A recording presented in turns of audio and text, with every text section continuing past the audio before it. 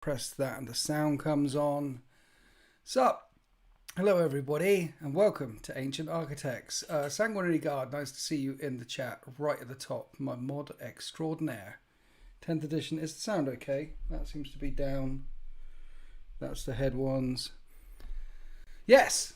Thank you to all the Winter's SEO patrons that allowed me to get the extra art. Yes, so we have Flight of the Eisenstein, Visions of Heresy, Galaxy in Flames, Horus Rising and the Emperor of Mankind, all book art from the Horus Heresy book series. It just looks, hopefully it'll stop the camera washing out every time I move forward and backwards, and the art is gorgeous. I got the certificate somewhere as well, because they send you certificates.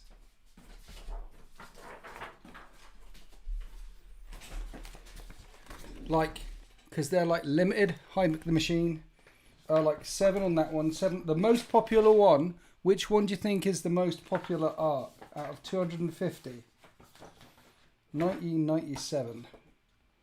So, Fulgrim's Visions of Treachery is the second most popular, but the most popular one is the Master of Mankind down in the corner. Not the red one. No, the Master of Mankind. So, hi everybody. What's up to YouTube? Listen, who we got? Ozzy, Make the Machine, I recognize. Alex Tate, Ike Mike. Are we ready for pre-order announcement tomorrow? Woo. Yes, we're here talking about the 10th edition things that I'm allowed to talk about. It's been exciting, isn't it? Are we excited? I'm excited. I've actually played a couple of games of 10th edition and 2 thumbs up. Haven't just played testing, just trying some things out. But I am looking forward to playing with my custards again and my AdMech again, which I haven't touched in like a year. And I can say that the game is a lot quicker. It's like an hour quicker. You're not like flicking. I mean, how much time were you flicking through the book? Instead, you got the cards, and you can see it in all the cards. Indexes will be free, PDF on launch date, or maybe before launch date, just like the core rules. Didn't the core rules go up today? Chat, help me out here. Was the core rules up for free? PDF, I believe they are. So you guys have managed, or was it yesterday, managed to get all your teeth into them as well. Watch the beer as it bends those NDAs potentially. In front of me is a smorgasbord of yellow post-it notes. Hi, Weird Board Bob from American Land. Which army am I looking forward to the most playing? I'm really looking forward to AdMech. I haven't touched my AdMech in like 18 months. And I'm really looking forward to playing that one yet.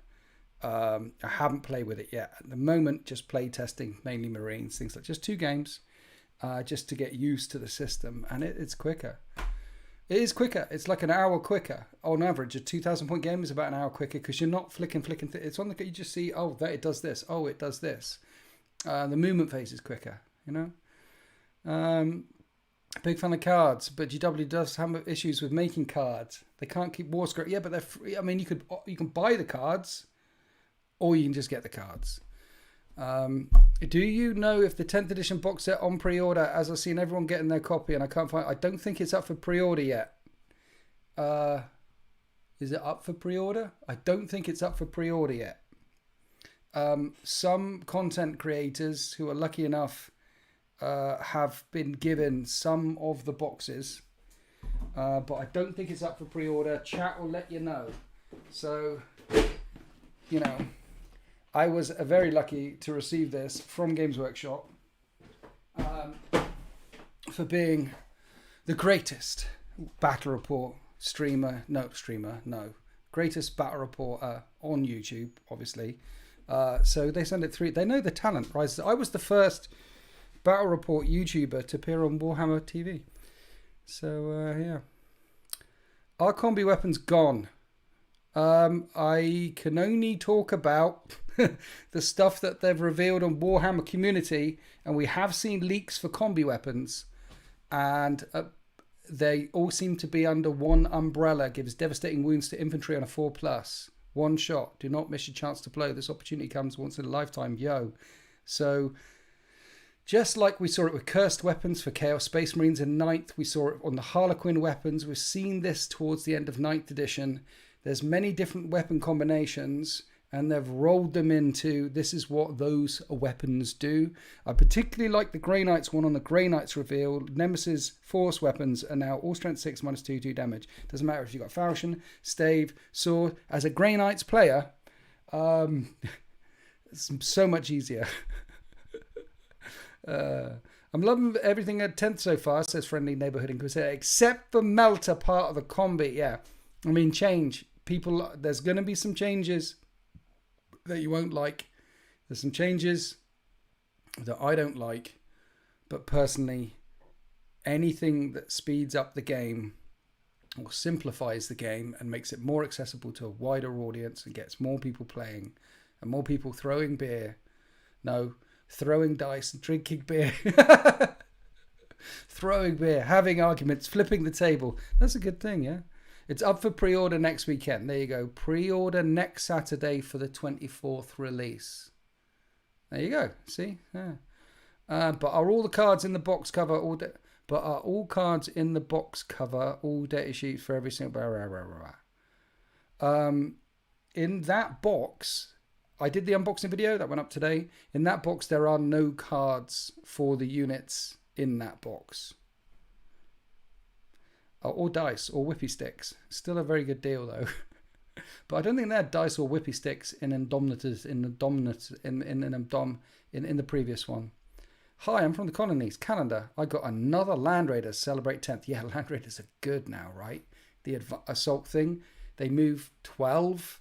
Then you disembark. And after the unit disembarks, it counts as a normal move. So they're not advancing. They're not. But that's 12 and then 3 inches. That's a 15-inch threat range before a charge. It's crazy. You ignored my question. Why are you happy for customs? What do you mean? What customs? Why am I happy for customs? I don't understand what you mean, happy for customs. JJ, you ordered my question. Why are you happy for Custodes? Oh, Custodes. I see it up there. Because I haven't played Custodes in over a year, and Custodes is one of my armies. So I'm looking forward to playing Custodes because I haven't played them in over a year because their karate stuff was confusing my tiny brain. And it was... Custodes are easier to play. A low model count elite army that just do things and smash face in close combat. That's what I want them to be. I don't want to have to read and think about this. It was lots of the 9th edition mechanics were they made my tiny brain hurt. So I didn't want to play Custodes after that. Yeah. How are you feeling about Death Guard? Is all the saltiness justified? Contagions? I mean, that -1 damage across the board was a bit broken, wasn't it? Where are we? Winters, is it true we can put Primaris on Land Raiders and Rhinos now? I can't talk about stuff that's in index cards that hasn't been revealed on the Warhammer community. Here's the thing, though. You can't put Terminators in drop pods. You can't put Terminators in Rhinos. And you can't, there's certain units that you can't put in certain vehicles now. And so the idea that all vehicles will allow every Space Marine to get inside all the vehicles isn't a thing that exists now. So I find it unlikely that it will exist when the unit cards come out as well. I'm sure there'll be certain restrictions for certain stuff somewhere. Yes. Robert White says yes. Hope you're good. I'm good. I'm good, Tom. I'm good. You were at UK Expo today, which was sick. Yeah, Mini Wargaming was Dave there. Overlord Felstar was like fist bumping Mini Wargame Dave there. And Overlord Felstar has got battle report with him tomorrow for members, Tier 3 channel members. The Primaris keyword is gone. Yeah, I think we've seen Primaris in the title, like a Primaris Captain or a Primaris Librarian or a Primaris. I think we've seen it up the top, but it hasn't been a keyword thing, right? Warhammer Con said Land Raiders can take Primaris. There you go. Land Raider in a drop pod. You heard it here first. Yeah. You can fit 5 Land Raiders in one drop pod, and then you can assault out. You can deploy Land Raiders out of the drop pod, and then you can assault out of the Land Raiders that deployed. I'm drinking cider. I'm in the West Country. Cider. Thank you, Cyclone. Do you know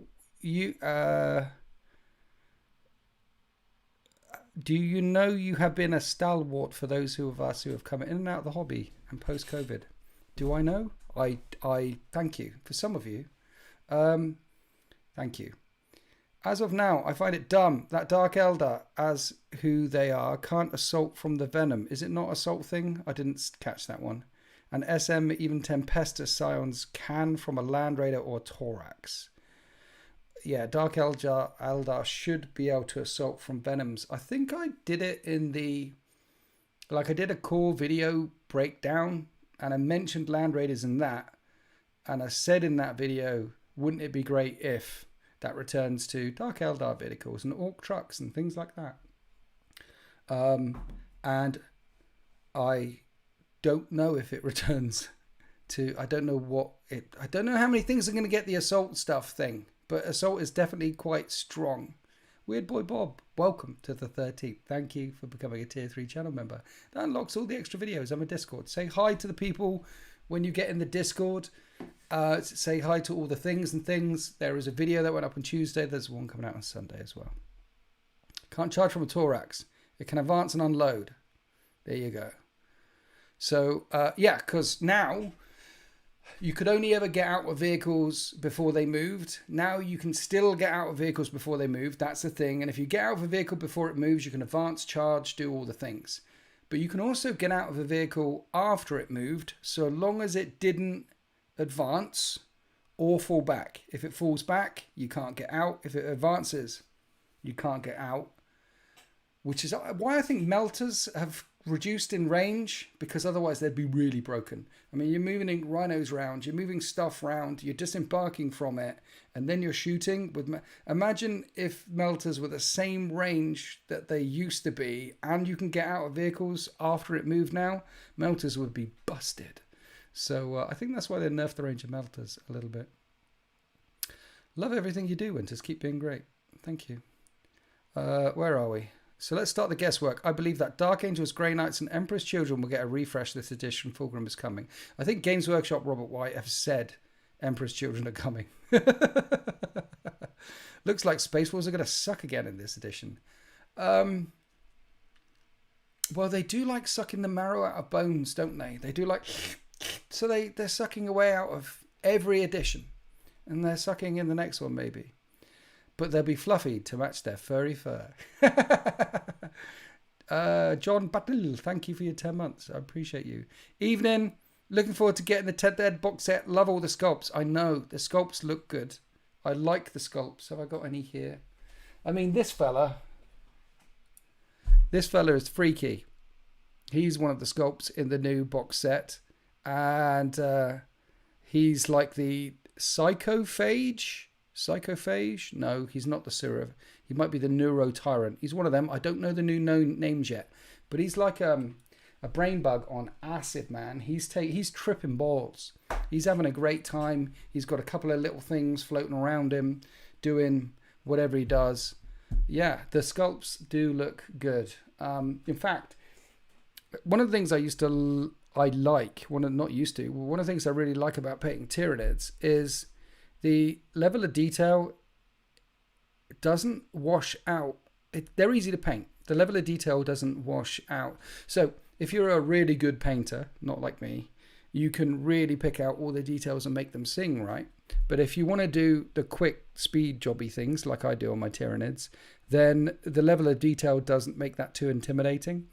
But on this thing, there's so much detail on it. It would be a shame not to pick out a bit more of it than I normally do.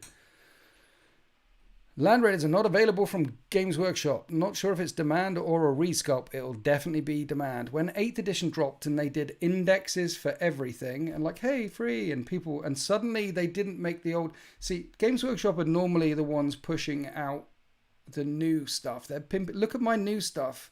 Look at this, my new shorts, my new bra, my new hat. It looks lovely. They don't want to talk about the old tatty stuff in the cupboard that's a bit frayed and things like that. Look at this lovely Winters SEO merchandise that you can get on the Winters SEO store on the thing. Look at all the lovely things. They don't like pimping the old stuff. But when 8th edition dropped, they sold out of Basilisk, they sold out of X, they sold out of Y, they sold out, and they've just revealed just what the Land Raiders can do, and they've sold out. So that'll be what it is. And when 10th drops, you'll be able to find the broken stuff. You won't even have to look through all the index cards to find out, okay, what's really busted from my army? I play Chaos Demons, or I play Orcs. Just go to the Games Workshop website 2 weeks after the 10th edition drops and find all the stuff that's sold out. That's the good shit. Put them in your army. Games Workshop have slow production and focused on the new box. There is 52. I don't know. I mean, yes, maybe it's by, who knows? The scalpers, Games Workshop launches is the lion out? Can we get the lion yet?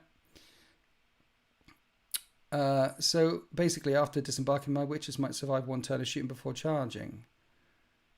Well, you don't have to. So the point being is you don't have to. The point being you couldn't get out after a vehicle moved before. You had to get your witches out before it moved, and then now the vehicle can move, and you could disembark your witches so they're behind a wall somewhere, maybe snagging an objective, or maybe taking an objective off of someone that thought they had that objective. It adds an additional layer of tacticalness to the game that wasn't there before. Evening. Excited for 10th edition and getting hold of new knits. Me too, Simply Warhammer Andy. Everyone's Simply Warhammer. Check out Simply Warhammer YouTube. And he talks about Warhammer simply. And he's coming here tomorrow. And we're going to play some Horus Heresy. And Andy from Simply Warhammer, I was really trying to smash out this bad boy and getting him done for tomorrow. But I haven't managed. As you can see, he's not coming to the fight tomorrow. So, because I didn't get him done.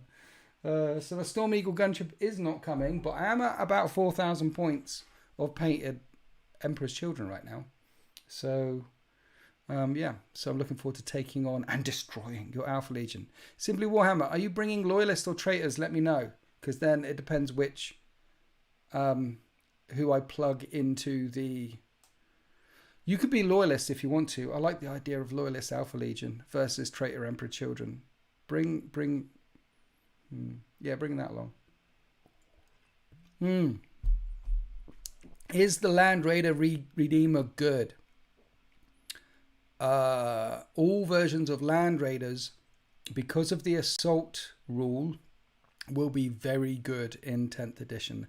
The ability to disembark from a 12-inch move vehicle, which, remember, on the degradation table, it used to be like hitting on, instead of hitting on 3s, you're hitting on 4s. Instead of hitting on 4s, you're hitting on 5s. You used to drop all the way down. And the movement of vehicles was really nerfed as well. Do you remember, like, Rhinos moved 12, then 6, then 3? They didn't move at all. But all the degradations on all the vehicles that I've seen for all the 10th edition stuff, the vehicles don't reduce movement. So Land Raiders are always going to be moving 12 inches and then disembarking and then assaulting from them. And here's the kicker. Here's the one thing. Top tip, people. Smokescreen. Smokescreen is a strat in here. And smokescreen for 1 CP you can put on any vehicle with the smoke keyword. Land Raiders have the smoke keyword. And it gives them -1 to hit and +1 armor. It gives them stealth and +1 armor. Now, getting +1 armor on a 2-up save, 16 wound, toughness 12 tank would be enough for me. If they said the smoke strat gives them a cover save and it's a toughness 12, 16 wound, 2-up save monster, I'll be like, I'm down with that. But it also gives them -1 to hit. So that, and remember, the overall AP of stuff has been nerfed. So like even Power Fists are like AP -2 now. Like so putting Smokescreen on a Land Raider means that AP -3, you're still getting a 50-50 chance of a save after -1 to hit. Land Raiders, any version of, they're going to sell out, which is good because Land Raiders are an iconic vehicle for the 41st millennium. Shame, Alpha Legion swing both ways. Simply Warhammer, come on now. Traitors or loyalists? I can go loyalists if you want. I think I put a generic Praetor in the list. A generic Praetor in the list with the Mastercrafted Phoenix Blade. Because the Praetor guy is, without Terminator plate, he's the one that you can actually Mastercraft something up. And 155 points. So, and I've got the Forge World one. You know, the new Forge World sculpt with the Phoenix Spear, Power Spear. I gave him that because it looks cool. Anyone else going to try and switch halves with someone else? Yes, lots of people are switching halves with someone else. I've, in my Discord, become a tier 2 channel member, or tier 3, because that unlocks loads of videos as well. But in my Discord, I think there's about 30 people switching halves of box sets, like getting doubling up on the Space Marine side, doubling up on the Tyranid side. Loads of people switching halves. Where are we? Have you seen other weapons? So we don't know. Maybe it would cost the same as the Godhammer. Bad, or it would be cheaper. We don't. Yeah, points is all the thing as well. My Emperor's Children are loyalist winters. They follow Rylanor. Yeah, Dane Shardlow. Yeah, my Emperor's Children are loyalists. I've got Rylanor. I've got Soltavitz. I've got Lucius. Loyal without with 19. Not with. I like playing loyalist Emperor's Children. But I've deliberately added some cacophony in there and a couple of other things into my collection so that when I need to play traitors, I can play traitors. And also, and they're all loaded up and they all look like, I think, Isfan 3 survivors. So with mainly Mark 4 and Mark 5 plate and a lot of white signifying the Terran ancestry, whereas latter day Emperor's Children, more black stuff. So a lot of white on there. And I've modded them to look like loyalist Emperor's Children. And part of the reason for adding in some of the traitor stuff is because I like the idea of Emperor's Children and Sons of Horus, loyalist, fighting against bad guy Emperor's Children and World Eaters on the battlefield of Isfan 3. So yeah, if I was doing just a collection and only a collection of Emperor's Children for Horus Heresy, it would have only been loyalist because Soltavitz is the first loyalist and the greatest loyalist. Boom, I said it. He's a OG. But I'm not just building a collection. I want to play. Anyway, 10th edition. Back to 10th edition. Baz B. Listening to your unboxing video, between your energy and that upbeat vibe of yours over there. You're pretty hyped. I'm pretty hyped too. I am hyped for 10th edition. I've played a couple of games of 10th edition so far. Play testing it out. And it's been fun. And it's been simple. And there is less rerolls. Honestly, all the stuff they leaked on Warhammer Community, everything's got a reroll. This game has got less rerolls. And then you go to Warhammer, but honestly, it's got a lot less rerolls, despite all the things that they leaked. And it's quicker and it's easier and it's simpler. So I'm looking forward to playing quicker, easier, simpler games. There is still a high level of tacticalness to it because of this deck and picking your secondaries or recycling your secondaries, that adds a lot to it. The different primary missions, that adds a lot to it. And of course the different special rules that different units have add a lot of layers to it. So I found as well that it's also been quite layered. So that's exciting too. And I'm really interested in unlocking another layer or another combo and another layer and digging down into it. It's the end of 9th edition was a bit hard, but the start of 10th edition, it's I'm very positive though. Yeah. So Sarah Disco Dolly, hi Sarah, you met Mini Wargaming Dave yesterday. Nice. Were you at the UK Expo thing? Yeah. So Sarah is a legend of this community. Thanks for popping into the chat. I hope you gave Dave a punch on the arm from me, because Dave is a legend of the wider community. He's an absolute. He's a god. Don't forget to like the stream, everyone, says John Battle. 21 likes. That's not a lot. I have more fingers and toes than 21 likes. Drinking West Country cider here. They're all webbed, you know, fingers and toes. Bit concerned for Death Guard players. Really hoping their full rules give them the love they deserve, though who knows. Maybe today's GW will actually take the feedback on more immediately. Yeah, there's some concerns for Death Guard, wasn't there? There were concerns for Thousand Suns by Thousand Suns players. They were like freaking out, but turns out Thousand Suns have still got a psychic phase. There was concerns for Grey Knights. Grey Knights don't have the Thousand Suns psychic phase, but they do have teleport shunt and teleport attack, and it looks absolutely terrifying. I'm really looking forward to trying that out. So they seem to have, the concerns that people have, they seem to have addressed it on those factions, and hopefully they address it on the Death Guard faction as well. Like for 9th, I basically stopped playing Custodians and, pardon me, what was that? Custodians and Admech for like a year and a half. It'd be a shame if I stopped playing Death Guard for a year and a half. But we shall see. Fun and simple, it's what a game should be. Yes, games should be fun. Winning is fun. But if you don't win every game, you can still have fun. It should be fun. Winters, are the battlefield place areas adjusted with each size, army, incursion, strike force? Thanks for asking a proper question. Let's have a look, War Thunder. So this is the Tempest of War deck. Inside the Tempest of War deck, not Tempest of War, the Leviathan deck, there is this, which are the rules. Here are your deployment maps. And it's interesting, actually, like the objectives are fixed. There are fixed objectives, but there is a mission twist in each card. There is a mission special rule. The one I normally run on the channel is Chilling Rain. There are no mission special rules. So you just fight for primaries and secondaries. But there's also a mission special rule called, I forgot what it is, Hidden Supplies, where instead of use this placement for objectives, it's got player placed objectives.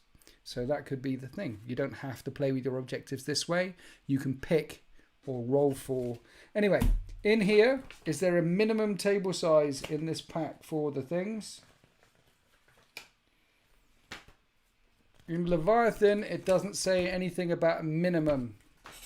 In the main rule book, is there a minimum recommended table size? That was you were asking, right? I think that's what you were asking. In the big book, minimum table size. I think there might be. Incursion, select battle size, points per army. Nope, nothing there. Objective markers. Nope, nothing there. On 1,000 point to a 2,000 point game, so battlefield size, incursion or strike force. Incursion or strike force, they recommend a 44 to 60 inch minimum size battlefield. So for 1,000 points to 2,000 points, the new minimum size battlefield is the minimum size battlefield. For Onslaught, which is 3,000 points and up, it's 44 times 90. So there is a recommended minimum table size, and for 1,000 points and 2,000 points it's the same. For Combat Patrol, there is a whole section in this book after the core rules. The Shadow Descends. There's a, no, not that one. Wait, one. Combat Patrol. There's a whole section in this book, I say whole section, it's only about 10-15 pages long, on how to play Combat Patrol missions and what they look like. So if you are new to the hobby, or you want to get your friend in the hobby and you say, hey, go buy that Combat Patrol box set, there are literally missions for you to play here, which is something I've been talking about for a long time. There needs to be a ladder. So you start off at the learning the game. You start off with Combat Patrols, and in this book there's 6. How many missions? 1, 2, 3, 4, 5, 6. There's literally 6 missions in this book that you can play for Combat Patrol. And you start off that way. And it tells you how big the table should be. It tells you, and that's the rules. Done. And you start off with Combat Patrol. And you and your mates learn how to play the game that way. And then you get up to your 1,000 points, your 2,000 points, your 3,000 points. Darren Summerfield, thank you for becoming a Tier 1 channel member and showing your love to the channel. I appreciate you. If you'd like extra videos and things, you're going to need to upgrade that to a Tier 3. Tier 1 is for people who have already had enough of me, but just want to show the love and want to help support the channel. So thank you for your channel support. I really appreciate you. And if you're someone who wants to show the love and just wants to support me, and that's what your intention was, I need to sort out my tiers, then I love you too. Thank you. Big hugs, firm handshakes all round. But if you want to unlock all the extra videos and stuff, it's Tier 3. But I love you. Where are we? Are Combat Patrol rules the same as the 1,000? Yes. The Combat Patrol rules are the same for 1,000 and 2,000 point games. So the core rules are the core rules. You learn the core rules. And then, if you want to play the Leviathan missions, you play the Leviathan missions. If you want to play the Only War mission, which is in this book, you play the Only War mission. If you want to make it up between yourselves and just kill each other and put an objective in the middle of the table, you make it up between yourself and just kill each other and fight over the objective in the middle of the table. You use the core rules. And if you want to play Combat Patrol, you use the core rules. And there's some Combat Patrol missions in here. Honestly, play 40k your way. But the rules are the rules are the rules. There are some exceptions for missions. So in the core rules, strategic reserves can only come on from turn 2 onwards.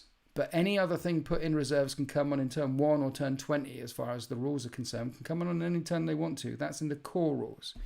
In the Leviathan rules, reserves may only enter play in turns 2 or 3. So there's some restrictions in there.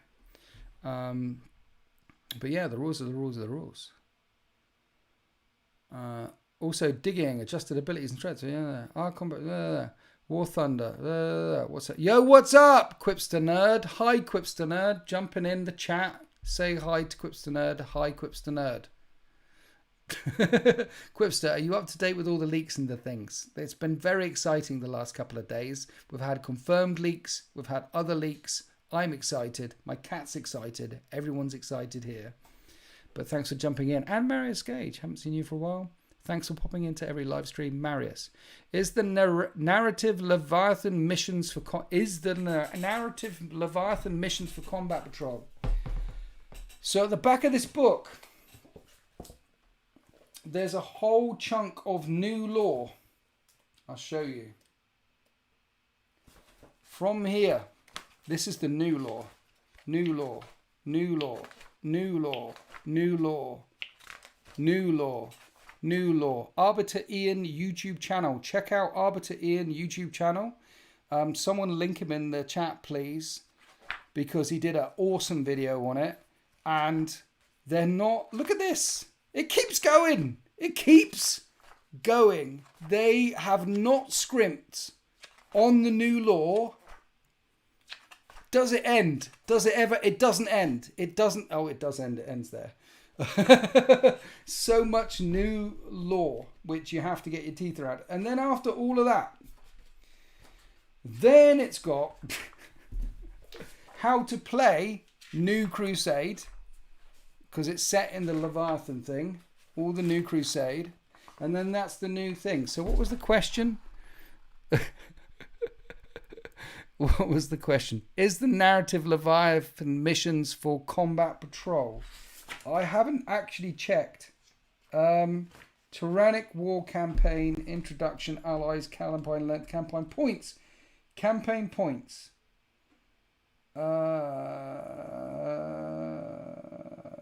It says the campaign points that you earn are for Incursion, Strike Force, Onslaught. 1,000, 2,000 or 3,000 points. So it seems like Crusade is set at 1,000, 2,000 and 3,000 points. Combat Patrol is set at, you buy a Combat Patrol box and you just fight out the Combat Patrol box. So no is the answer to your question. Did I find out who was burping back on my birthday stream? No idea, but it was very rude, wasn't it?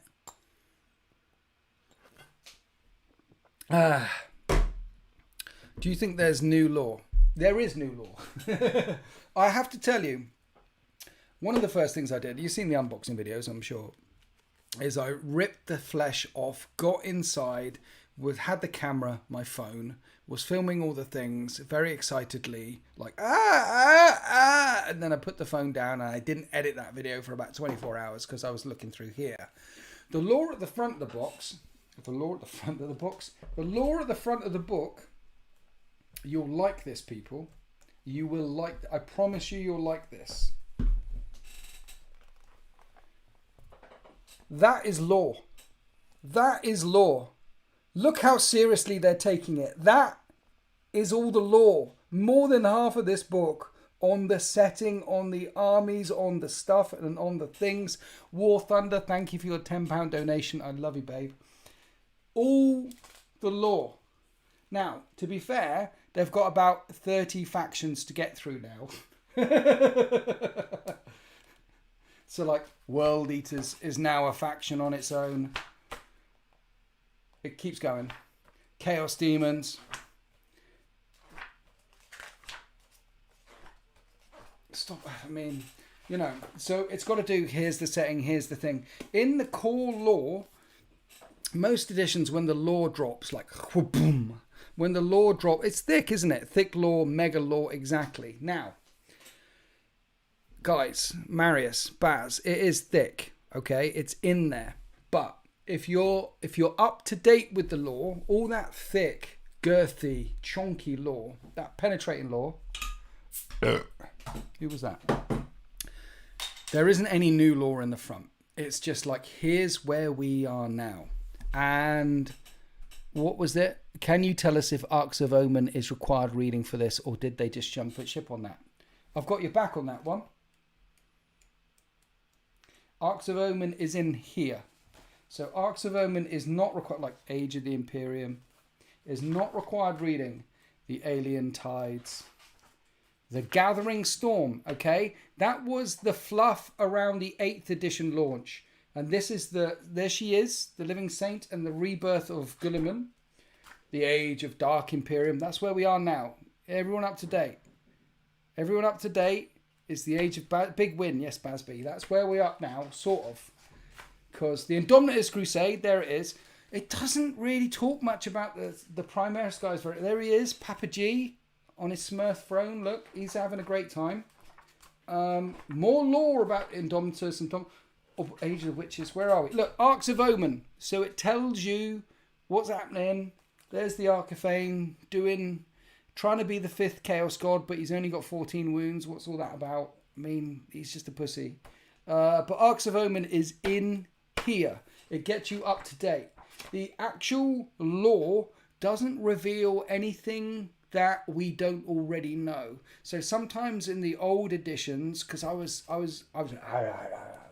sometimes in the old editions, you got into the lore and I like 8th edition is a perfect example. You open the pages for 8th edition and they were like, what have they done to my galaxy? There's a big rift right down the middle of it. They ripped the shit in half. What is going on? I mean, look at this artwork. Yeah, so where's the map? So, like, we were all happy and everyone was saying they need to move the clock forward. The clock has been stagnant for too long. It's been 1 minute to midnight forever for 30 years. Please move the clock along, Games Workshop. And they ripped the galaxy in half and gave half of it to the bad guys, half of it to the good guys, and said, screw you, that's what you wanted. Never get what you asked for, that's what I say. So that's what they did in 8th edition. And they tend to do this in most of the editions. They move the clock forward and move the clock forward and move the clock forward. They haven't much in this one. Because there's been so much moving forward, instead we've got, as I said, that's lore. We've got all that lore, just making sure we know where we are. Do you know where you are? I barely know where I am. But that's where we are. That's all the lore getting us up to date. The new lore is in the Crusade stuff, as I showed you at the back, is all this stuff. Back. This is This is all the Crusade, Leviathans. That's the new lore at the back. I hope that makes sense. If you want new lore, get Lion, Son of the Forest book or the new site. Do you know? Yeah? Yeah? What's in the rule book that's not in the PDF? All the lore.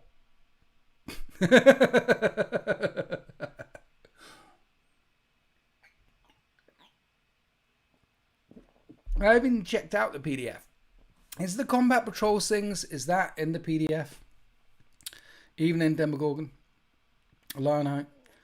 I hope they rework Angron. His stats and rules look super weak compared to the rest of the Primarchs. The Lion looks OP. He does more. Yeah, the Lion looks like a beast. Isn't he like... Is he toughness 9 with 10 wounds? He's somewhere around toughness 9, 10 wounds, or toughness 10 with 9 wounds. He's around there with a 3-up invulnerable save, reduce -1 to wound. But let me throw this hand grenade over the fence. Every single Primarch that comes out should have a 3-up invulnerable save. Traitor or Loyalist. Traitor or Loyalist. And should all have -1 damage. Because they're a Primarch. Be it Angron, Magnus, Mortarion, whatever. You can give them all the other special rules as well. Mortarion, extra smelly, don't get near his farts. Magnus, stars from his eyes, pulls bunnies out of hats. You know, Angron, don't let him near the crockery. He gets angry at tea parties. And give them all, regardless of how tough, give them all a 3-up invuln, give them all -1 to wound. They're a Primarch. There's only... I was going to say 18. There's only 14 of them. 14 of them in the 40k universe. So if there's 14 beings out there that all have 3-up invulnerable saves and -1 to wound, I'm down with that. I'm down with that. I want my Primarchs to be scary. I want Angron to be scary. They should be ridiculously durable as standard. You're right, Basby. They're Primarchs, yes. I mean, your Dantes and your Calgars and your other things, but a Primarch should be, yeah. Demogorgon, 61 pages in the downloadable version. I think it's literally just the core rules from what I've seen. Okay. So you've got the core rules in the downloadable version. What you've got in here is how to play. It's the Combat Patrol stuff, the Crusade section, and a lot of lore.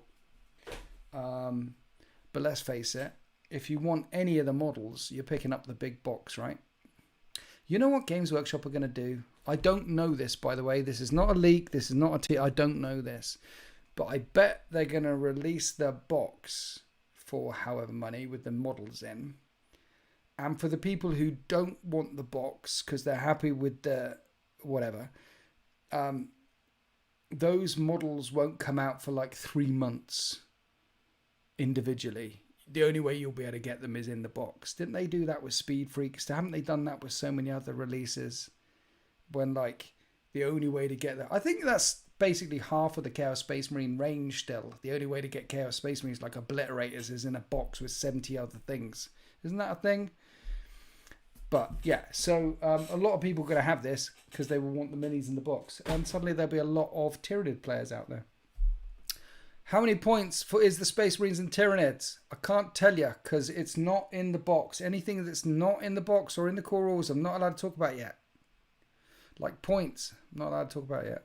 Lion looks... where are we? Realizing how amazing a Primarch should be, it's got to be inherently hard on balance. That we're trying to make... Yeah, you're right. It's difficult making them great but not too strong. But here's the thing. You can make them great and too strong. Just make them... Like the Lion and Guilliman can be 300, 400 points. But your Demon Primarchs, Angron, Mortarion, Magnus, make them 1,000 points. Make them... did you see the stats on the Warlord Titan? Did you see the stats? It's like 100 wounds. And with a Bellicose Volcano Cannon, it does like 20,000 damage. But a Warlord Titan costs a certain number of points. I don't mind my Primarchs being OP and my Demon Primarchs being OP, so long as they're costed effectively. If Mortarion in my Death Guard list cost 800 points to bring him, nearly double what he does now, but he's really hard to kill, then here's the thing. Primarchs in Horus Heresy. So you guys know I play Horus Heresy. I'm smashing away the Storm Eagle right now. He's not done yet. Primarchs in the Horus Heresy game are almost impossible to kill. The only real way you can kill a Primarch is with another Primarch, or maybe gang up against them with about 4 Dreadnoughts. You can shoot as many las cannons as you want. You're probably not going to kill a Primarch. They're Primarchs. And when you play Horus Heresy, you kind of like, if you pay the Primarch tax, it's like, look, that's Conrad Kurz. He's the Nighthorner and he's coming for me. You got 2 things. Either you throw all the dreadnoughts that you have into him and hopefully one of them manages to take him down, because he will. Or you're like, okay, I'm going to send this unit forward. They're my next sacrificial lambs while I can do some stuff behind and shoot that thing over there and charge that thing over there. It's Kurz. It's got 5 turns and he's probably going to kill 4 things utterly, absolutely utterly, because turn 1 shouldn't really get the charge, but turn 2, turn 3, turn 4, he's going to utterly. Yeah. That's what it's like in Horus Heresy. You pay the Primarch tax. If there's a Primarch on the field, the Primarch is gonna just hurt you in ways that, if Kurz is around, he's gonna hurt you in ways you don't want to be hurt, and then he's gonna video it and put it on the internet and say, you need to be good boys and girls, or I will hurt you in these ways, and it's not pleasant, and there's much screaming. So that's what Kurz does. You pay the Primarch. And I don't mind that being in 40k if Mortarion and Magnus and Fulgrim and Angron and the Demon Primarchs are like, did that, that's fine. Just pay the... You'll know there'll be certain lists and certain... The ways to bounce against them will be I've got to bring in my Space Marine list, I've got to bring at least 3 units of 5 or 10 guys just to screen out this or screen out this or screen out, in case I get hit by the Primarchs. And here's another person who should be that powerful as well: the Nightbringer, or Catans, or not Gaz, or Abaddon. You know, they're not on that level. I'm talking Star God levels and Primarch level. I love Gaz. Everyone loves an Orc, but he's not a Prime Orc. I read The Beast Arises, and everyone loves Abaddon, but he's just a puny human that Gaz could rip his head off. It's not a star god imprisoned in it. You know, it's okay to have OP stuff in 40k. You just have to pay the tax against it. You know what I mean? Do you know what I mean? Am I ranting? I'm ranting.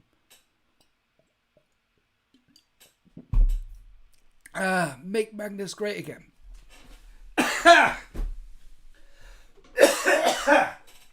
Wrong hole. Winters, how would you imagine a Loyalist and Corax return? Like Corax returning. Here's a serious bridge between the Primarchs as we know them in the core. How would I imagine Corax returning? I mean, they didn't really tidy up the return for the Lion. He just sort of turned up. That's a big question, Baz. How would I imagine Corax returning? I'd have to go away and have a think about that one. I'd have to go away. Because there'd be some really cool ways you could get Corax returning. Cool ways. I mean, imagine he's been lurking behind a golden throne all this time. And then Cypher and the other guys and the Custodians finally enact the Terminus Decree and kill the Emperor. So he reincarnates as a god of the warp. And just as they do, Corax jumps behind the golden throne and goes, booga, booga, booga. You know, he's been lurking there all along. Something like that. Maybe. Hi, Winters. Just a scratch building an Orc truck battle wagon beast. Nice. I'd feel privileged to be utterly obliterated. Yeah, exactly. You'd be privileged to be utterly obliterated in the presence of a Primarch. There's one Primarch, I think it's Angron, which is in Horus Heresy game. Chat will get me if I'm wrong, but if any World Eaters guy can draw line of sight to Angron, they are immune to morale. They become fearless. And it says in the fluff, it's not because... Oh no, it's Fulgrim. The Fulgrim, the Emperor's children. The Emperor's children like do not run. They do not break. They don't take battle shocks, and it's because they are watching. Imagine if you got to see Mike Tyson fight Bruce Lee. No, even better than that. Bruce Lee take on Chuck Norris. No, because then Chuck Norris would win, wouldn't he? Anakin Skywalker versus the kid, Anakin when he was little Annie in The Phantom Menace. Annie! They made Darth Vader and they gave him the name Annie. Anyway, you've got Annie versus the kid from Home Alone. When you see an awesome fight like that, all the other guys are like, the reason why they're passing morale and they're automatically passing the leadership is because you're not going anywhere. You want to see if Mike Tyson can beat up Bruce Lee. You're like, I am watching. 1 minute, mate. Let's stop. Time out. Let's not. And they sort of like, okay, rearm, reload. Let's check this. You're not running anywhere. You want to see that fight. So, yeah, just to be in the presence of a Primarch battling its way across the... I love that rule. The problem with H was large things like Magnus that could dish out so many undeniable psychic powers and then charge a unit and wipe it out as well. Russ will be next to return for Loyal Sim 40k. Best Space Wolves troop. Cyber Wolves. Chuck Norris. Take on Chuck Norris. Did you know that Chuck Norris once killed 2 stones with 1 bird?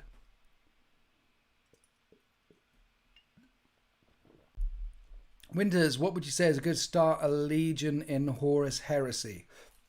No. Read some of the books. Start Horus Rises. Go on to Galaxy in Flames. Or a good place to start as well is the end. Either start at the beginning or start at the end, the Solar War. And collect the army that sings to you. Because the Horus Heresy game is not 40k. Horus Heresy is unbalanced. And I love it. There are some broken combos in Horus Heresy, and they're supposed to be. If you try and do Horus Heresy tournament, and Horus Heresy, they tried to balance it as best as they could, but it's got Warlord Titans in it. It's got Primarchs in it. And it's got little Ad Secularis Covenant running around, which hit on 5s. It's not... There's a reason why they reset the rules in 8th. Because the Horus Heresy rule set is set around the 7th edition rule set and backwards. It's got that scaffolding. It's not, but it's got that... So, no. You pick... the legion that sings to you, the Primarch that sings to you, and you go from there. Having said all that, the Loyalist legions, on average, the Loyalist legions are a bit stronger than the Traitor legions, but probably because the Loyalist legions have got more love during the Black Library whole 15-year Horus Heresy thing than the Traitor legions, so there's more stuff in the Loyalist legions thing books than there is in the trade. Anyway, we're supposed to be talking about 10th, like talking all the Warhammer 10th edition things. Building a Predator at the moment. Last cannons or auto. Do you want to kill vehicles and monsters, or do you want to kill troops? What part of your list, or in your local meta, in the games that you regularly play, what do you struggle against the most? Do you struggle more against vehicles and monsters, or do you struggle against infantry elites? If you struggle against infantry elites, autocannons. If you struggle against vehicles and monsters, that. If neither, magnetize it. So what's up with Space Wolves Reaver guys getting a 6+ invulnerable save as standard? Notice on the data cut. I don't know. It's weird, isn't it? I've read the first book for Horus Heresy. It was amazing and almost got me doing Sons of Horus. Yes. You should read, if you've read the first book, you should read the first 4. The first 4 of books of the Horus Heresy are a nice section, then stop. Because then after that it goes... What happens in the Horus Heresy Black Library is you've got the first books, the first 4, then you've got the Solar War at the end, the last 7, And then in the middle, there's a section which is Know No Fear, Betrayer, Imperium Secundus, Pharos. There's a bit in the middle. So beginning, middle, and end, it pulls together and it's all about the same stuff. The Solar War is all about the Solar War and the Siege of Terra. The bit at the beginning is all a bit about the fall of Horus. And the bit in the middle is all about Imperium Secundus, which is the thing you learn about. It's there. In between that, it goes everywhere. It goes Blood Angels, White Scars, Salamanders. It covers everything. But you can watch a YouTube video, which is called How to Read the Horus Heresy in the shortest possible time, which is in my playlist, by a good-looking, intelligent YouTuber called Winters SEO. How to Read the Horus Heresy thing. Someone link it. And there was a thing. Anyway, you can get from beginning, middle, and end is the shortest way to do it. There's like 12, 15 books I recommended. Or you do the whole thing. Or just start there. Anyway, where we get 10th edition, guys. Come on. We're talking the title of the video. Guys, the title of the video is talking all the Warhammer 10th edition things. All the Warhammer 10th edition things. We're not talking the Horus Heresy things. Let's get back on track. You've led me astray. I'm flustered, astray, all over the place. The side is going down lovely. Let's talk about the 10th edition things, guys. Come on now.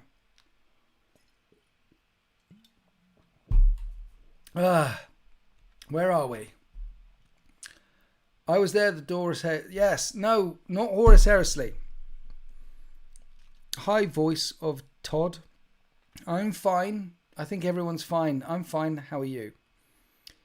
Horus Rising and Galaxy in Flames are amazing. Force Gods, though, worst follow-up to Abnett Start. I like all the first 4 books ending in Flight of the Eisenstein. I like them all, and I've listened to them 3 or 4 times in audio, and I've read them. They all blur into one book for me now. How easy would you say 10th edition is to learn to play? I would say it's 60% better than 9th. It works 60% of the time, 100% of the time. Sex Panda. Name that video, that movie. Easier than 9th and 8th. Easier.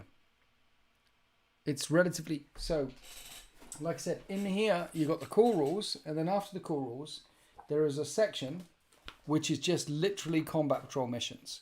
So you and your friend can download the core rules on launch day for 10th edition for free, and download the index cards for the units that you want to use for free, and then buy a combat patrol box and play one of the combat patrol missions, and you're playing 40k. It's that easy. It is. They're definitely trying to make it more accessible after the... I need to do a video on 9th edition, like how bad was it really? How bad, chat? 9th edition, how bad was it really? Really? How bad was it, chat? Let me know. Really, how bad was 9th edition? I feel like, it was bad, but was it bad? Chat, was it bad or bad? I wonder if anyone will play Titans with Marines in 10th. There'll be some arsehole who doesn't get it. You play with Titans versus other Titans. That's what it's for. You must have watched Anchorman recently. You've used that line in every bat rap. Damn, stranger come knocking, you caught me out. I haven't. It's just there. 60%. Sex Panda. 60% of the time, all the time. Played 3 games and gave up on 9th. Yeah. How bad was it? In the last STD that I did with Warsmith Chris, he said, I played against the 9th edition, it made me puke. I started back at 8th and left with 9th hit. Well, Mike, Romeo, come back with us. Come back to 10th. Come back. 9th edition feels like a fever dream. For most of 9th, I played 8th. Do you think combat patrols will be revamped now? Yes. 9th had way too many different rule books. Yes. For me, bad. Oh, that is not just bad, but bad. Tried to get into Warhammer for the first time, but it's very difficult. Yes. I haven't played since the end of 7th edition. Well, Game in Stuttgart, you should play Horus Heresy because it's the framework is 7th edition. So if you don't hate 8th, 9th, 10th, then play Horus Heresy. Winters, is it true the new Terminator captain is on a 50mm base? I don't know. Maybe. As a narrative player, are you unbothered, as am I, by the Marine HH unit banner? I am completely unbothered by the Legends, Horus Heresy, Forge World ban for 10th edition. Anything that they do to distinguish, because it's only banned for tournament play. So anything they do to distinguish tournament play from the 99.9% rest of us is a good thing. Because those guys make special rules for them. So when they're playing in their sandpit and hitting each other over the head with bricks and dipping their cucumber sandwiches in the sand and eating it, and at the tournament, and break the rules, give them their own special toys, and then when they're done playing, strap them up in the white suits which put the arms behind the back, and then wheel them back to the places they come to, the tournament people. Anything that gives them their own thing is good. So saying that none of our toys that we like Titans and Contemptors and Leviathans and things, you can't take any of that to your events because you just break them. And then and because you broke them and do horrible things with them, now we're not allowed to play with them anymore because my Leviathan now costs 700 points and its guns are shit because you nerfed the crap out of it. So anything that they do to make them players, anything that makes tournament rules their own. Games Workshop needs to release a tournament pack for tournaments, and then everyone else can just have fun and shake hands, beer and pretzels, the game was meant to play. So I love the fact, so many messages I've had about, hey, is Forge World dead? Is this? And I'm like, no, you don't understand, you whack asshole. Was that too much? I think that was fine. I think I got away with it. Don't tell anyone else about the rest of the internet about that rant. I think I got away with it. Did I get away with it, chat? I'll still run my Heresy stuff for 40k. I don't enter tournaments. Exactly, gaming. That's exactly. I can't recall the last time ever I took my Reaver Titan to a tournament.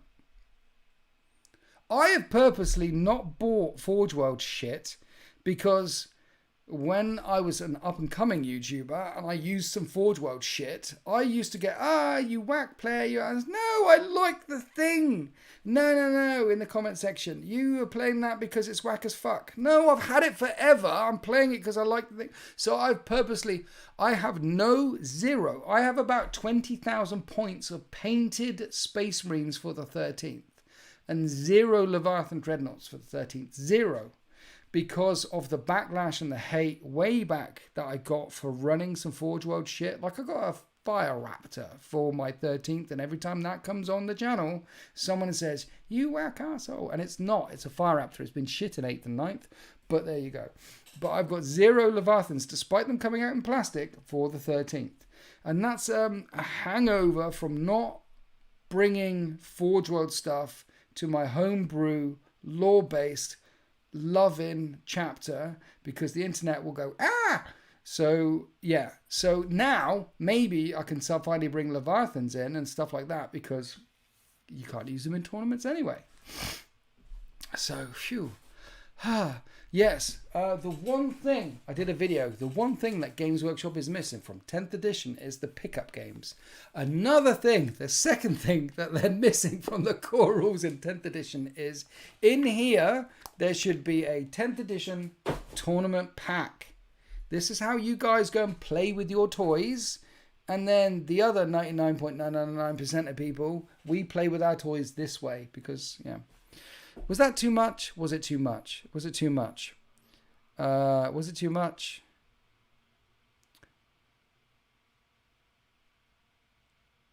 No one said it was too much. Good. I appreciate you. Thank.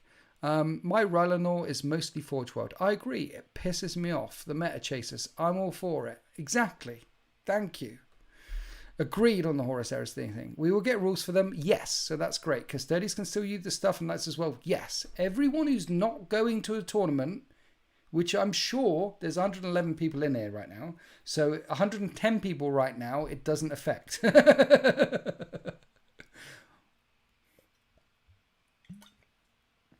It doesn't change any of the 40k that most of us play. Mike Romeo, Winter's just spitting the facts and some beer. Why? Winter's SEO merchandise thing. Get the merchandise from the... Oh, look, nipples. From the thing. Deep fact, yes, good. But Legends units will not get balance updates, so no one will want to play against it. They're not going to... Is the Forge World stuff going to Legends? Is it going to Legends? I believe they're making Imperial armor points for all the Forge World stuff. I believe. So, this is what I believe is happening. Don't quote me on this shit. Here's all the Forge World stuff for 9th ed. I believe this is coming out for 10th ed. You say it won't update, but they're going to sell all of this stuff too, like this that I'm painting right now, when 11th ed and 12th ed comes out. So how can they not release this again for 11th, 8th and 12th ed? So how can it not be updated for the next edition and the next edition when the market will decide you guys will still be buying £220 crap like this from Forge World? Where's the plastic version? If you guys, is it only going to be Legends forever? Huh? Exodites or Dark Mechanicum as first new army for 10th edition? Dark Mechanicum. No, I mean, it might be Emperor's Children. I predict that there'll be a new faction by Christmas.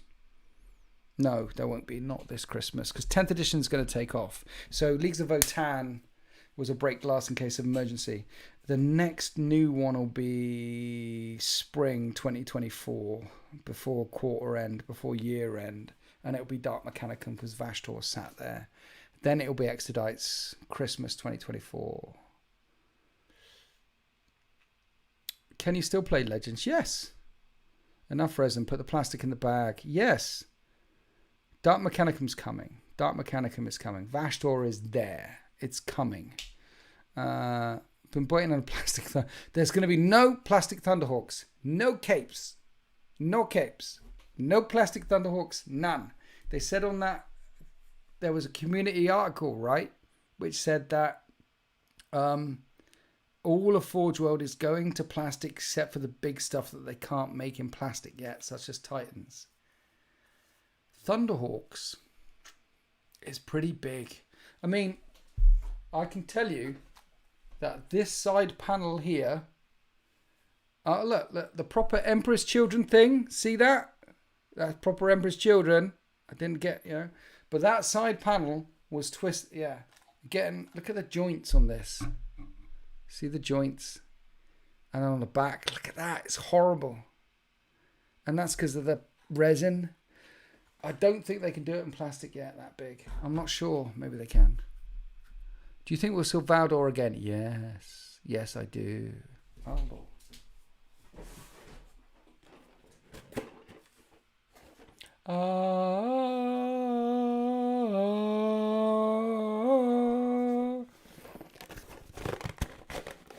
Bum ba da bum ba da dum ba dum bum ba dum bum. There you go.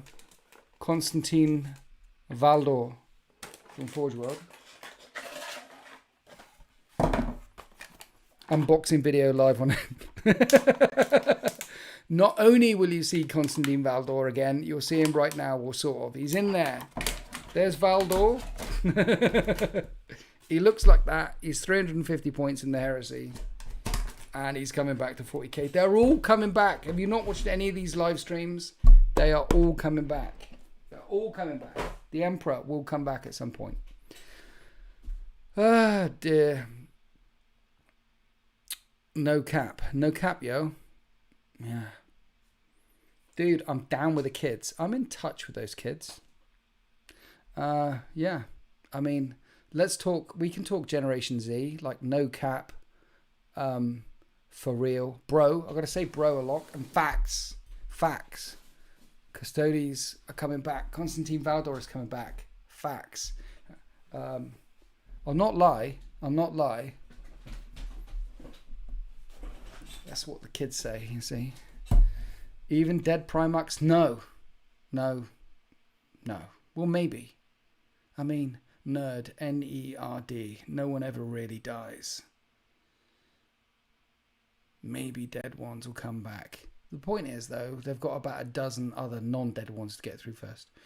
10th box reminds me of the Battle for Macragge. What's that? Battle for Macragge? 6th or 5th? Battle for Macragge, 6th or 5th? Valdor isn't back in the current canon. What did the Lord say? You see, friendly neighborhood inquisitor. That's an interesting question. What in the Lord did they say that happened to him? Now, I'm glad you asked. We actually sort of know, what happened to most of the Primarchs. Like the dead ones, or the ones that buggered off. Like Korezo Khan, straight into the Webway. Russ, straight into the Hour of Terror. Korax into the Hour of Terror. We know where most of them were last seen before they went missing without a trace. In all cases, in fact. But Valdor, all we know is he went missing without a trace after the heresy. That's it. No one knows. It's a shady part of the lore that they never really tidied up. After the Horus heresy, Valdor was gone. And there's different stories because it's the Horus heresy. There's some reports that he hung around for a bit afterwards, up to 1,000 years, but that might be just propaganda.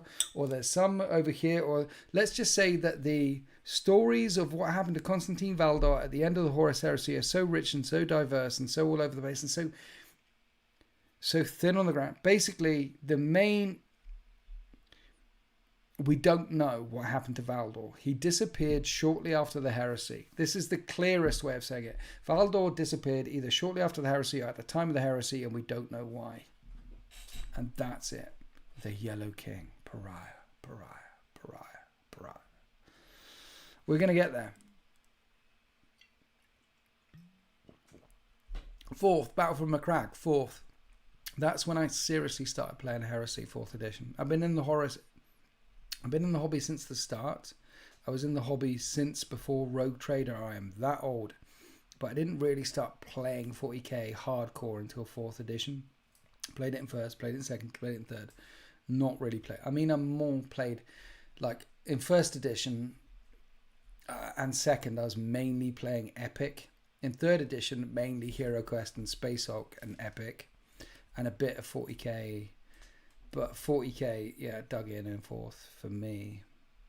Valdor is recruiting. Yes, he is recruiting. No, he wasn't corrupted by his magic mind stealer spear. No, he wasn't. He was enlightened. Because that spear was given to him by the Emperor of Mankind. Remember? You're panicking about the loss of disgustingly resilient for Death Guard. It is worrying. It is worrying. I share your pain. But it's going to be okay. Death Guard are going to be okay. We don't need disgusting and resilient. We have contagions. We'll share the love and the contagions of Nurgle with other races that we come across and make them weak and fall over and die. We'll do that instead of our own disgustingly resilient. We will share our contagions instead. And it'll be fine. Any dead Primarchs can easily be brought back to life. What about Fulgrim? Can Fulgrim be really brought? Can he? Not Fulgrim. Ferrus. Can Ferrus be brought back to life? No, yeah, but Fabius did clone, but it didn't work. It didn't work. First Ed was floor hammer with unpainted metal miniatures with no thoughts about army lists. First Ed, no one played First Ed. No one played it as per the rule. First Ed was just, it was an RPG with metal miniatures. And yeah. Yeah, the Emperor gave it to him, but he didn't expect Valdor to stab him with it.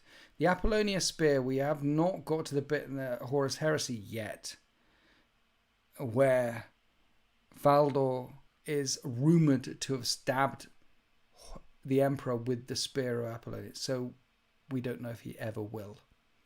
That might be some bullshit, like the Alonius Pius stuff, the first saint of the Imperial Guard. Because so many of the stories that we thought were real during the Horus Heresy just turned out to be false. And one of the glorious things about reading the Horus Heresy is some of the stories.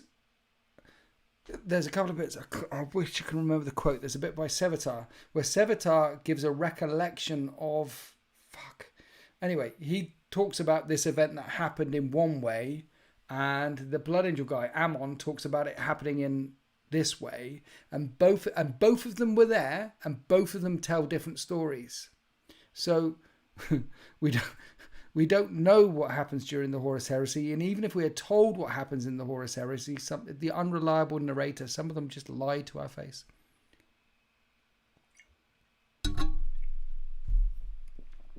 Svaldor mentions stabbing the Emperor with a spear in the last Horus Heresy novel offhand. Well, I've read The End and the Death a couple of times over, and Valdor does not stab the Emperor with his spear. Pretend you never collected Tyranids before. If you were to start collecting now, what Hive fleet would you collect, or would you do a custom fleet? Custom fleet all the way, all the time, because it allows you to mix and match wherever you want to. How do you think close combat armies will do in 10th? I think close combat armies will reign in 10th. Absolutely reign in 10th, because AP has gone down, but the volume of attacks seems to have gone up a bit. So down AP, up in attacks. Yeah? So more smacky smacky. Same with shooty shooty. So, and also, in order to score in 9th edition and in 8th edition, in order to score as many points as you could, you needed to take control of the board. And the best way to take control of the board is to kill the other things, is to charge. So, like the Leviathan deck. So I think I don't want to say this, but I'm going to say it. I think 10th edition might favour close combat armies. Or not close combat armies. I can't say that because I don't know, because I haven't played enough and I haven't seen enough. But I do know board control is very important. So being where you want to be, movement wins you games of 40k. Being where you want to be, but resilience also counts. I'm on a time out on that one. But I suspect them for movement-based armies, either assault-based armies or monster mash armies or tougher armies or MSU-type armies or more MSU, tougher, less horde smash. It might lean more that way than it did in previous editions. We'll have to see, but I suspect there might be some inherent strength in the rules that way. I mean, when you pile in, there's no slowing now with movement. There's no -2.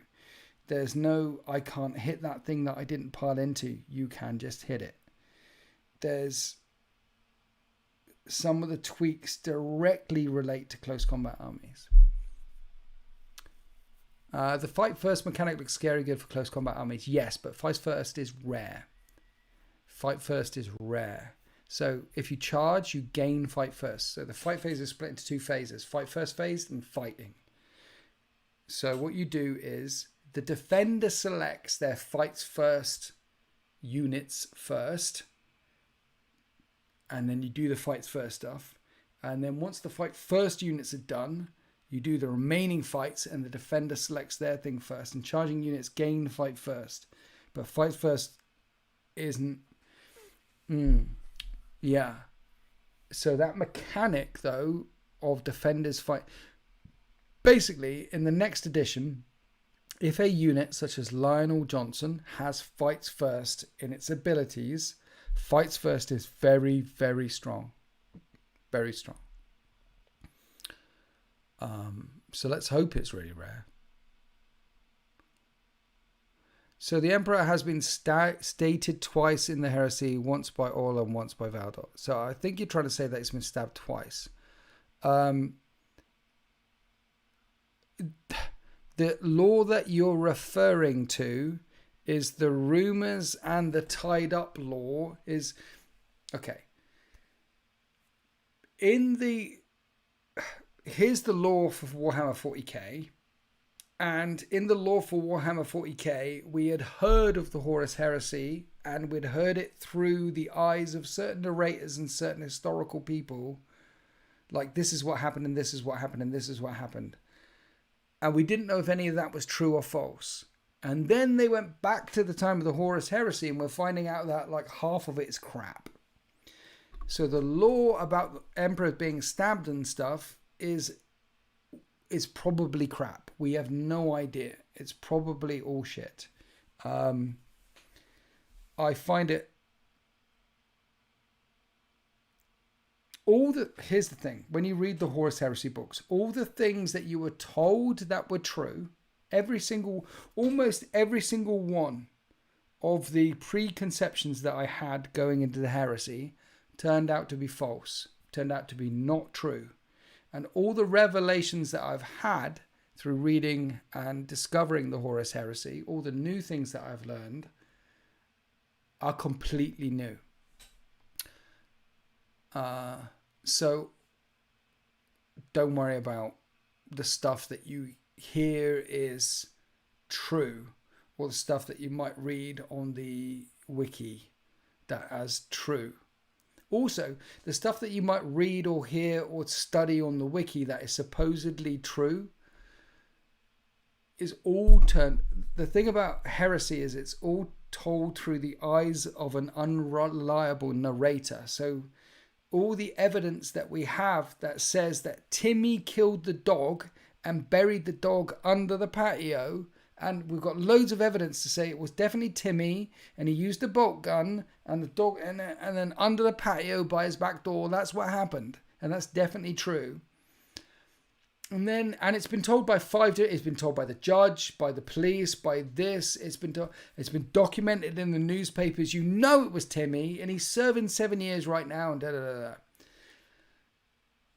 But then when you go back and study, and then you find out when you're there, and the story's actually played out for you, that it definitely wasn't Timmy, and it wasn't a dog, and the policeman set it all up, and they need Clouseau to come along, and yeah. So that's what reading the Horus Heresy is like. It's like everything you know is wrong.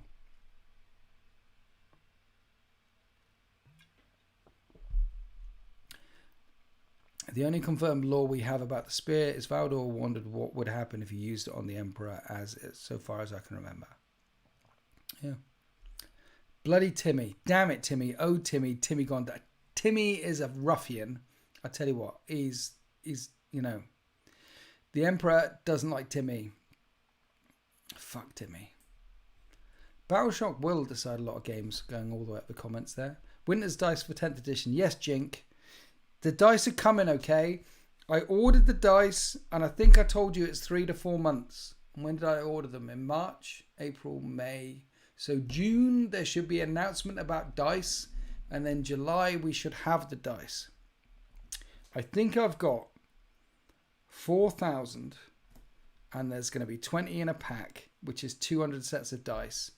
And members, I will advertise and let all the members know about the Winter's Only dice first. So all the members will get the heads up on the dice first. And as I said before, if the dice do well, then I'll get another. I'm thinking about doing because it's just me now. So I don't want to sit on a stack of dice because they're uncomfortable, and some of them go up your bumhole. So you don't want to sit on dice because you might get the old dice where you don't want it. So I'll order those sets, and then if they all sell, good, I'll order some more. And we'll do chunks of limited run dice, and when they sell out, they sell out, and when they sell out, they sell out, when they sell out, they sell out. And the first run will be up for members first, and if members don't grab them all, then, and Marius, Jink, you're a member, so you will get, and Marius and you and Aussie, you'll get the heads up way before all the members first, and then if the members, and if there's any left over, then I'll let everyone else know, and then we'll do that every time for the limited run dice. Because who wants a dice shoved up or an inner or up the? No one. Would you explain the apothecary biologist? No, because I can't talk about anything that's not in the box, and the index cards are not in the box. I can talk about it when we're allowed to talk about the index cards, which is not yet. Are you excited about the new NID super heavy unit? Yeah, so the two new codexes that are coming out after 10th edition is Space Marines and Tyranids. And there's a lot of rumors saying that there's a new big Tyranid super heavy coming out with the Tyranids. And yes, I want to. Yes, please. Yes.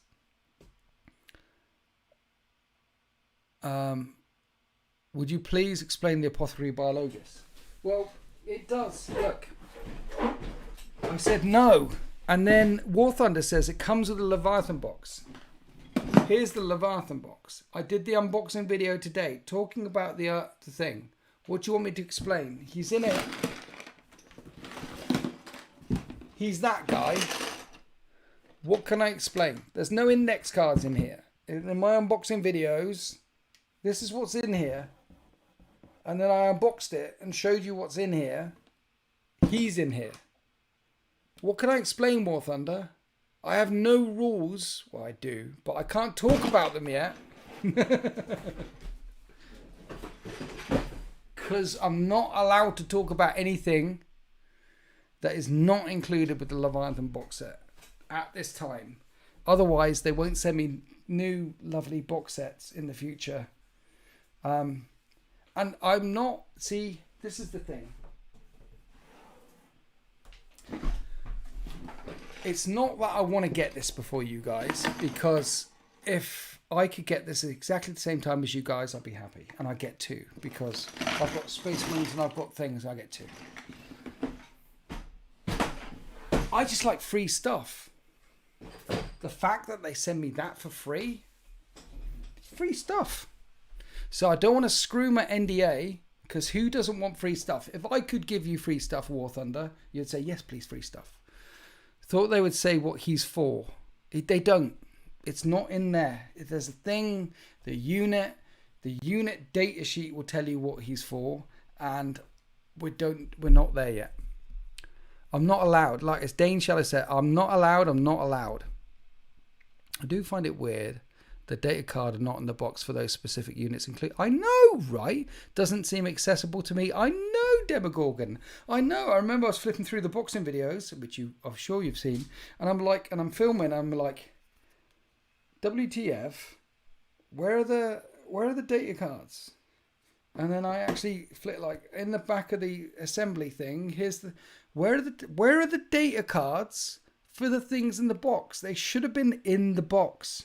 So little Timmy opens up the box, and little Timmy can fight the other Timmy, but no, they're not in the box, so I can't talk about them. Black Games Workshop helicopters will show up if he does. Exactly. A SWAT team will swing in and start shooting if I'm sat here slowly polluting half of England with the poo in my pants. If I talk about anything, so they're not. It's strange not having the data. That's what I said. It's strange not having the data cards. Yep, just watched the video and I was like, what the fuck? Exactly. Maybe Winter's got an early release version because the rules weren't play tested. They've asked me to be a play tester. Not recently, but back in the day, I said no. It seemed like work, a lot of work. Play testing. You know what the payment is for play testing? It's £0. Naught. And that's like 0.8 $6 to Americans. So that's even less than £0. I was like, no, I don't want to do that. I find it hard enough keeping all the regular rules in my brain for what's going on now, let alone learning some new rules for some stuff that may not be rules when it becomes rules. And I don't want to test the rules. Who wants to test the rules? I want to set the rules, okay? I want to set the standard. I want to set the stage. I want to say Titans, a Warlord Titan, 25 points, but, okay, that's a bit cheap. 30 points with Bellicose Volcano Cannons and suffer the alien not to live. That's what I want to say. That's the stage I want to set. And so when you got the Xenos charging towards you, you can field like 10, maybe 20 really big Titans and just win. That's what I want to do, because suffer the alien. What happened with the thoughts you had previously about moving on from 13th? You decide. Aussie, good question. What it is no, I'm not. I'm not gonna move. The 13th are deep in my soul. They're deep in my soul. They're not going anywhere. It's about whether I start a new chapter as well, another new one. It's not about moving on from. I will play with the 13th. I think that's where I am. So the question is actually, what are my thoughts about it? I have thought about it, and my thoughts are this. I am going to play Space Marines in 10th edition. I love the 13th. I love them deeply, so much. I'm going to play them. But do I start two new... Am I going to have 2 Space Marine forces in 10th edition, 40k? Because essentially... like the Storm Eagle and all the Emperor. I mean, I've started a couple of Space Marine forces in 30k, so shall I start? That's where I am. Any plans for narrative gains during the Tyrannic War? No plans at this time. No plans. At the moment, Marius, it's just, I have no. At the Do I look like a man with a plan? I'm like a dog chasing cars. I wouldn't want to know what to do if I caught one. If you set the rules but there aren't rules, how do you know what the rule? If you set the rules but they aren't the rules, then how do you know what rules to follow? I mean, even reading that sentence blew my mind. So who would be a playtester? Who will be your first opponent in your first 10th ed game, bat rep, and now you play Marines or Neds? Demogorgon, good question. Sultan Plays from Sultan Plays YouTube channel is on the NDA, so he's going to be my first. He's the only one. I can play with Sultan. Don't you play Dark Angels as well? Yes. Please, so I can copy. My Ultramarines will be my first and only love. First and only. First love. Come on, Dane. First love. But not only love. Not only love. Come on now. They don't have to be your only love. See, the 13th are my first love, but they're not my only love. I mean, last year, before 2022, I didn't have Necrons. Now I've got 9,000 points worth of Necrons. And I'm really enjoying them. They're terrible in 9th edition. They were terrible. 10th edition, we'll see. But they play so differently. I'm really loving them.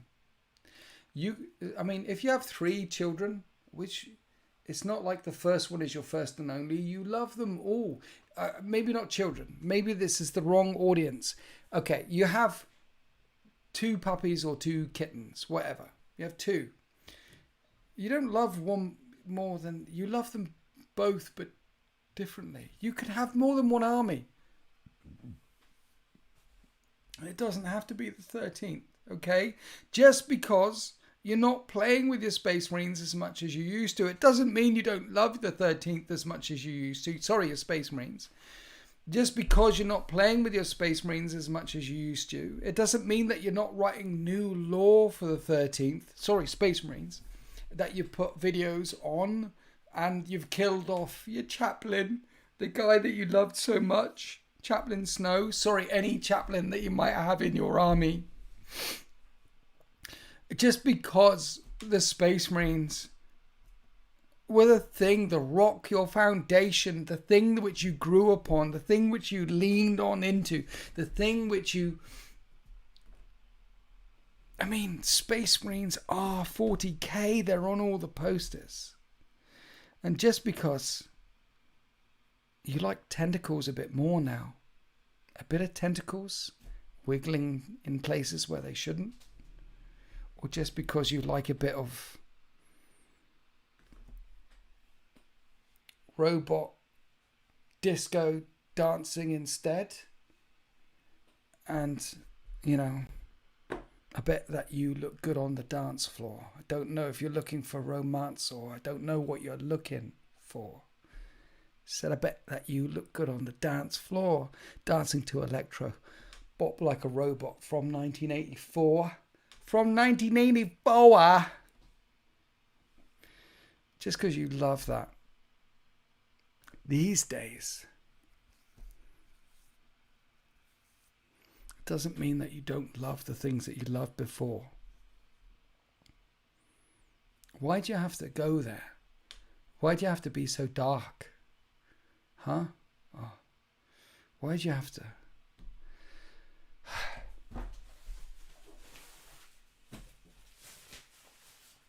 I love the 13th. I love Sol Garrow. I mean, Snow's dead. Dead. D-E-D. But I didn't kill him. Well, I did. I killed him. But the dice roll killed him. But I touched the dice. And he was my favourite character.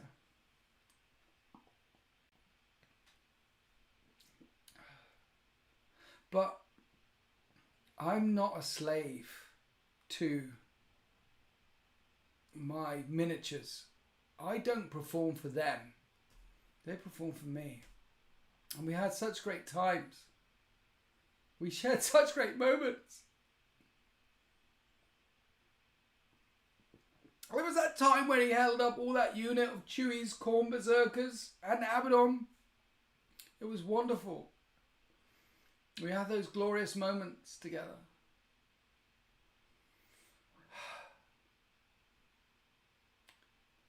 I love 40k, man. I love 40k. So many glorious moments.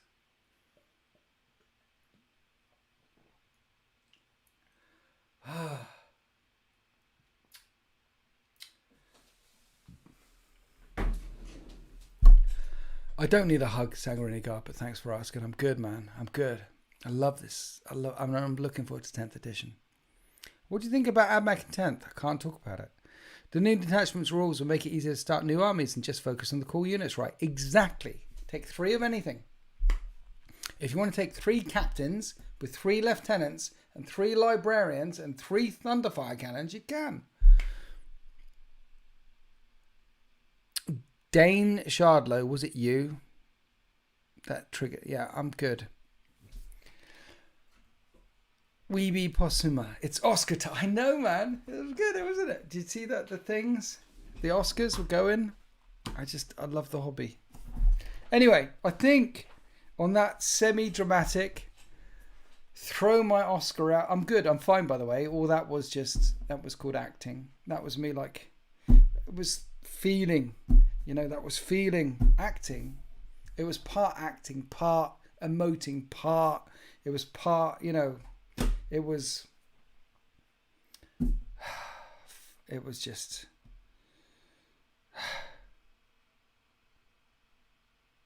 no one's ever really gone, nerd, man. No, not no one's ever really gone. No one ever really dies, nerd. No one ever really dies, Marius. Come on now, nerd. Snow is rumored to return. Exactly. No one ever really dies. No one. Any advice on creating a homebrew chapter?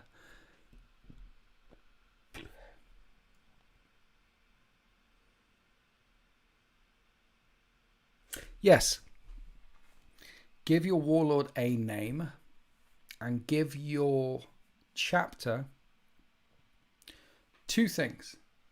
A moment in their history where they were at their weakest, either almost completely destroyed or completely overwhelmed, or where a chapter...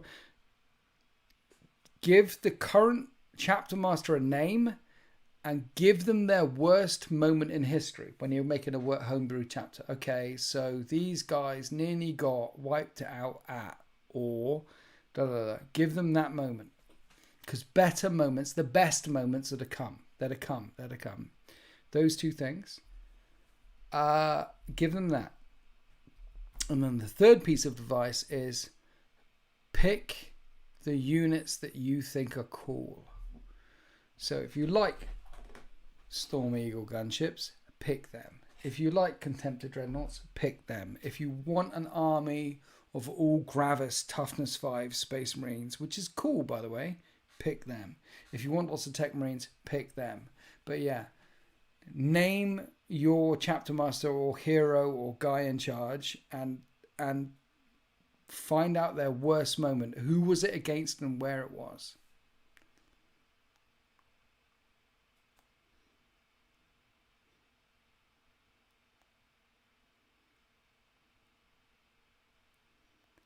Now, that will get you... I mean, people are jumping in there, but if you remember, when were they at their weakest or their biggest loss? Because as soon as you got that in your head, like their biggest loss, then you'll have a place, a time, an enemy. And you've also created a moment. It's not like they really hate orcs, or when they fought Tau, they got wiped out on this thing. You're not doing that. You're talking about their biggest loss in the entire history of, like, the Beast Arises. Okay, so this is a successor chapter of the Imperial Fists, and they are called the Sons of Oblivion. And then during the War of the Beast Arises, they were completely wiped out by orcs. Completely. And then the only way the chapter was reborn is from the pronogonoid glands in the chest or the neck. And they were reborn from scratch from 32, M32. So then you've got that locked in. Orcs, M32, completely wiped out. It's different than saying, well, they hate orcs. Mine was Gehenna Dark Days. Boom. That Gehenna campaign, man. I really, really enjoyed doing that. Really enjoyed doing that. And thank you to anyone who took part in the Gehenna campaign in Deployment Zone. That was a seminal moment on this channel. Knocking out those Gehenna updates every single month. So I was getting them back from the boys with all the results and some things from Mikey P. And then I was fleshing out all the narrative and getting all the points down. And seeing where the narrative went to in Deployment Zone, the Gehenna thing. It was just... And then I forget who it was, sending them across to, what was his name? The guy who put all the artwork on the PDFs, made them look beautiful. And we did that month after month after month, updating the Gehenna campaign, where each faction was, whether they were in the Ascendancy, whether they weren't in the Ascendancy, who was getting wiped out or not. And Tau got wiped out, and another faction, Orcs, got fucked at the start, but by the end they were coming back hard. And then I did the Gehenna narrative event at Factorum, and only about 50 people turned up for it, despite there being 80 tickets. And it was my first solo Winters SEO narrative event, and I didn't even sell it out. I guess we were halfway through COVID at that time. But I remember Gehenna. And I remember tying it up at the narrative event. And I think that's the best piece of work I'd done. Because not only did it affect my narrative it affected the narrative for the 13th at the end, because they came back in at the event. It affected the narrative for the end of all things at the beginning, because Polis died, and Sultan still has that model. So it permanently affected the narrative of two of my factions at the beginning, very beginning, and at the very end. And it also permanently affected the narrative of a couple of other people's factions as well, that either took part in the Gehenna campaign or were at the narrative events, such as Rue, legend that he is, whose entire Space Marine chapter were renegades and slipped to chaos during that event. And he was just one example of a couple of other people. That one campaign, the Gehenna campaign, which was a collaboration between me and, it was my genesis and my things, but bringing it to life was Mikey P, AP Byrne, Sultan in particular, and the guy who I can't remember who did it, a couple of other people as well. But bringing that into life genuinely affected the narrative of about a couple of hundred people worldwide. And that was 40k gold. That was gold. I love doing that. So thank you, anyone in the chat who took part, or anyone listening to this after the effect who took part in the Gehenna campaign, because I am always going to look back at Gehenna as, yeah.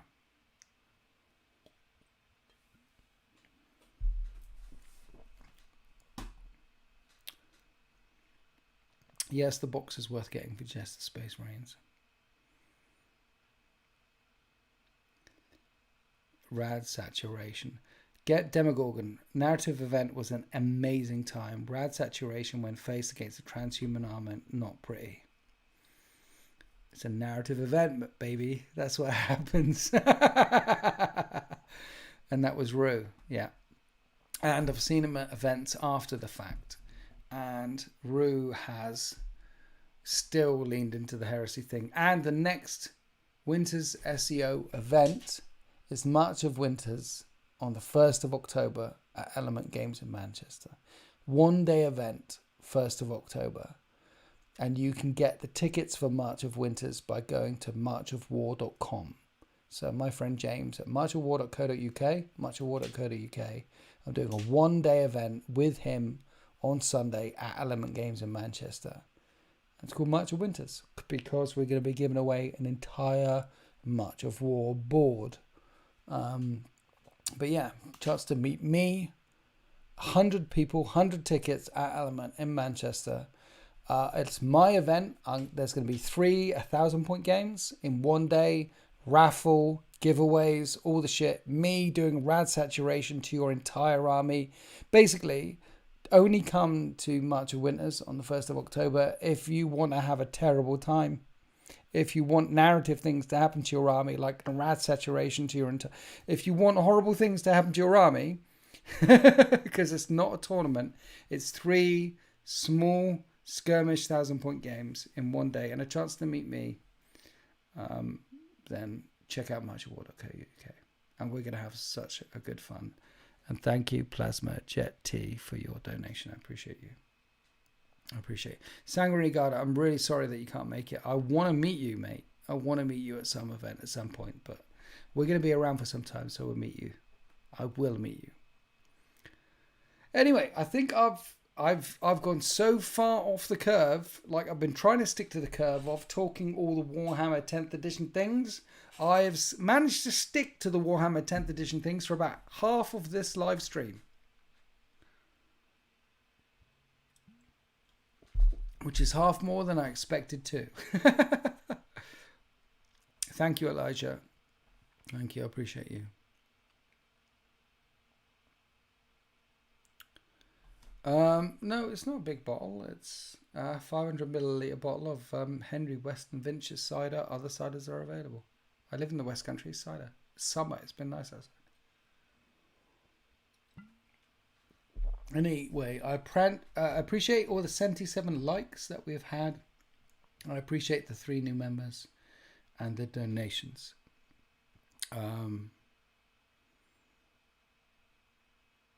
No, I can leave you before I'm done with that soda, and it's not a soda, it's a cider.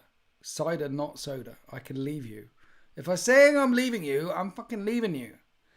And we've been going for an hour and 50... It's nearly 2 hours. We've been smashing this out for nearly 2 hours. I tried to stay on topic and talk about 10th edition. But you didn't keep me stay on target. There was no stay on targets. That's all. So I appreciate you jumping into the chat. I've enjoyed chatting with you. The God Emperor, I wish I played a game with you. No, you don't. All the people who came round and played a game with me will tell you that you don't. No, because I'm violent. I will hit you with a baseball bat and make sure you say your lines exactly the same. I spin my dice to make sure I get the 6s and the 1s on camera. I cheat as well. Just check the YouTube comment section.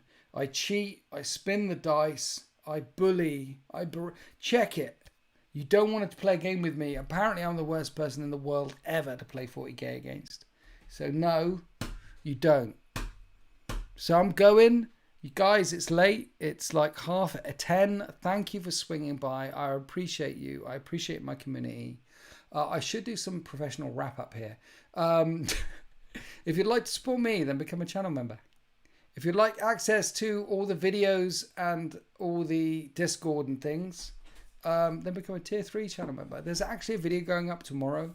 So I've got 2 more 9th edition battle reports going up. One this Sunday with Leagues of Votan, so that's tomorrow. And one next Sunday with Imperial Knights. And then there's a Horus Heresy one going up for members. So, but tomorrow it's for members only. So if you want to triple the number of battle reports from me, then become a channel member. It unlocks all the campaigns. And tier 3 unlocks the Discord and blah, blah, blah. If you are already a member and all the things, I love you. Thank you for supporting me. If you're not any of those things and are getting enough YouTube content as it is, then I thank you for listening and I thank you for tuning in. Please hit the like, subscribe, all that sort of things. Or like, subscribe and to other YouTubers who make a lot more sense than me because, you know, that's what I do. I don't like subscribe myself. Why I don't like myself and I don't subscribe to myself. I'm just here doing this thing. So don't do that. Do the other things. In the meantime, I hope you enjoyed this video. And now, Rue, blink 3 times if Necrons are going to be good. I want to, Rue. I want to, but I did a play test today and I haven't worked them out yet. I don't know. I don't even think I'm allowed to say that I played with them today, but I did. And I'm not sure. Rue, I love you. I love you all. Let's just say there is, look, Necrons. And all of the factions, to be fair, Space Marines, Tyranids, World Eaters, Necrons, Eldari, not them, Dark Eldari. There is some, just like a new codex, with a new edition, there are some things in there that you look at and you think, ooh, if I do that with that and that, and then if I manage to pull off that and that and that, when I move it over there, then that's going to nuke their ass. And it's just a case of pulling it off over there. How many times do you pull it off over there? Or how many times you do that, and they're dead. Before it's just how often, that's the thing. So I can't blink. I don't know, Rue, but thank you for doing it. I can't tell you. I can't tell you these things, but what I can tell you is I'm very excited for 10th edition. And when I've been doing all the play testing with 10th edition, I've been doing it all with Necrons. So I'll let you know as soon as I know. I love you. Happy wargaming.